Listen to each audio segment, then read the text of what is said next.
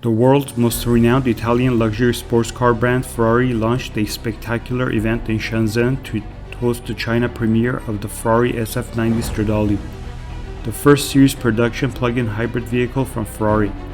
Extreme in every level, the new model has captured the hearts of millions of Prancing Horse enthusiasts around China with its unprecedented performance for a production car.